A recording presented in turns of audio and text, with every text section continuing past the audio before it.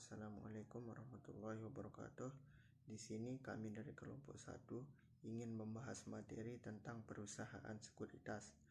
Saya Muhammad Suwandi sebagai pemateri pertama ingin menjelaskan pengertian dari perusahaan sekuritas. Jadi, perusahaan sekuritas adalah perusahaan yang bergerak di bidang transaksi jual beli efek. Perusahaan sekuritas ini tidak mengeluarkan efek, tetapi hanya berperan sebagai perantara antara investor dengan pasar modal dalam melakukan transaksi jual beli efek. Jadi, perusahaan sekuritas ini tidak mengeluarkan efek, melainkan hanya sebagai perantara antara investor dengan pasar modal. Mungkin sekian materi dari saya. Assalamualaikum warahmatullahi wabarakatuh. Baiklah, di sini saya akan melanjutkan materi dari Muhammad Suwandi, yaitu tugas utama perusahaan sekuritas. Tugas utama perusahaan sekuritas yaitu menjadi perantara atau pialang antara investor dan pusat pasar modal dalam bertransaksi, baik di pasar saham, obligasi, suku, reksadana maupun yang lainnya. Untuk di pasar saham, perusahaan sekuritas ini tentunya menjadi perantara antara investor atau pembeli saham dalam bursa efek. Dalam praktik perusahaan sekuritas umumnya menjalankan dua peran sekaligus, yakni sebagai sekuritas konvensional dan sekuritas syariah. Assalamualaikum warahmatullahi wabarakatuh. Saya Kiki Anggliani di sini akan menjelaskan tentang kegiatan perusahaan sekuritas. Kan tadi sudah dijelaskan sama pemateri pertama tentang pengertian perusahaan sekuritas. Perusahaan sekuritas itu sendiri diartikan oleh OJK sebagai perusahaan yang telah mendapat izin usaha dari OJK untuk dapat melakukan kegiatan usaha sebagai perantara pedagang efek, penjamin emisi efek, ataupun kegiatan lain yang sesuai dengan ketentuan yang telah ditetapkan oleh pengawas pasar modal. Berikut adalah beberapa kegiatan perusahaan sekuritas.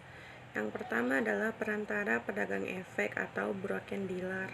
Sebagai perantara pedagang efek, perusahaan sekuritas bisa melakukan kegiatan jual beli efek atau surat berharga untuk kepentingan sendiri ataupun untuk kepentingan pihak lain.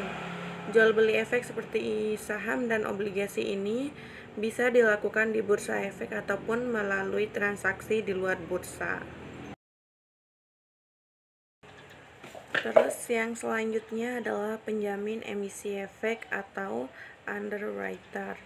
Sebagai penjamin efek, perusahaan sekuritas dapat berperan membantu calon emiten atau perusahaan terbuka untuk melaksanakan penawaran umum saham atau Initial Public Offering atau IPO dengan atau tanpa kewajiban untuk membeli sisa efek yang tidak terjual.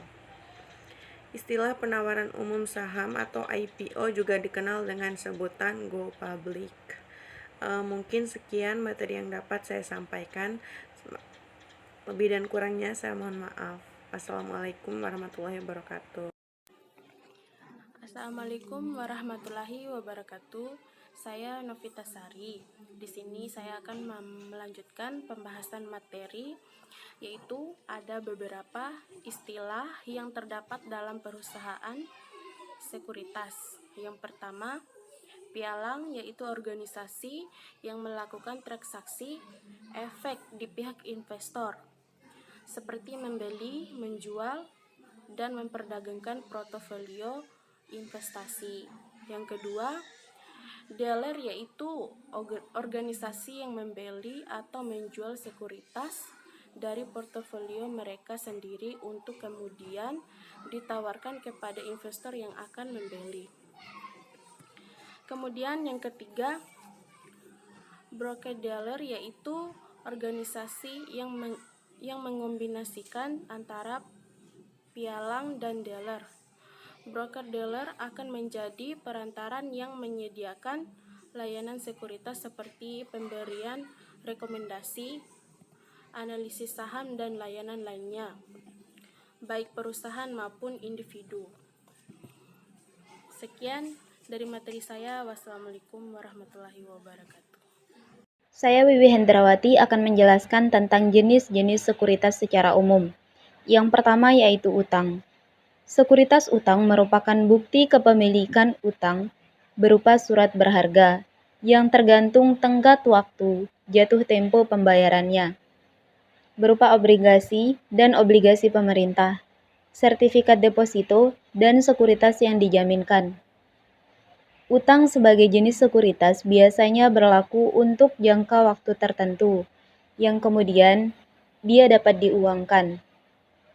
Yang kedua yaitu ekuitas. Contoh dari ekuitas adalah obligasi saham. Sekuritas jenis ini adalah kepemilikan pemegang saham pada suatu entitas, seperti di perusahaan yang diperoleh dalam bentuk saham, dan mencakup saham biasa maupun saham preferen. Para pemegang saham dapat memperoleh hak mengendalikan perusahaan lewat hak suara mereka.